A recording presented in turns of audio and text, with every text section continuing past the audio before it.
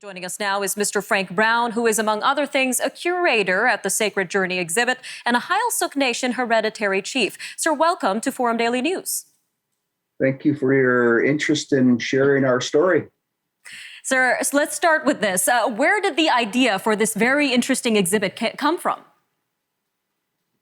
Our community hosted the tribal canoe journeys in Bella Bella, and we wanted to commemorate that hosting of the canoe nations from the Pacific Northwest coast. So we thought we should organize this exhibition called the Sacred Journeys to share to a larger audience the history of the resurgence of the ocean-going canoes. So I would say it came from our community of Bella Bella.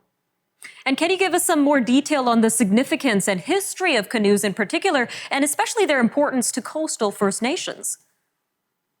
For the people of the Pacific Coast, the canoe is imperative for our very existence. We live in the coastal realm, and in order to harvest the abundance of the sea, it was necessary to gather seafood and other food sources. We built clam gardens, harvested herrings, bottom fish, salmon. And so without the ocean-going canoe, we wouldn't be who we are. Now, sir, I want to touch on a very significant event that happened between 1884 to 1951. The federal government banned the Potlatch ceremony at that time. So what kind of impact did that have on the culture of West Coast nations, along with individual communities and canoe travel as well? Well, the ban of the Potlatch, amongst other things, such as residential school, had a devastating effect on our communities. And prior to that, there was a series of epidemics that burned its way up the coast, carried by ocean-going canoes.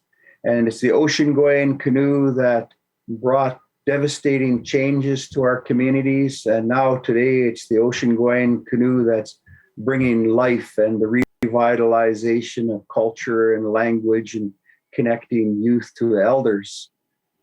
Now, sir, just about 2 minutes left here, but what is the significance of this exhibit, in your own words, and all Indigenous-led exhibits in terms of reconciliation and healing within Canada? Well, the Truth and Reconciliation Commission gave some pretty specific recommendations, and one of them was for museums to make sure that the history of what happened to our people wouldn't be forgotten. And so they suggested documenting it and writing curriculum to be able to share in the education system. And this is a very important part of our decolonization and empowerment of our communities, and is in some ways considered one of the most significant gathering of the Indigenous peoples in the Americas today. And this exhibition celebrates the gathering of the canoe nations from not only the Pacific Northwest coast, but we've had Indigenous people from New Zealand, from Hawaii, from the Ainu from Japan. So it's a symbol of revitalization and community empowerment.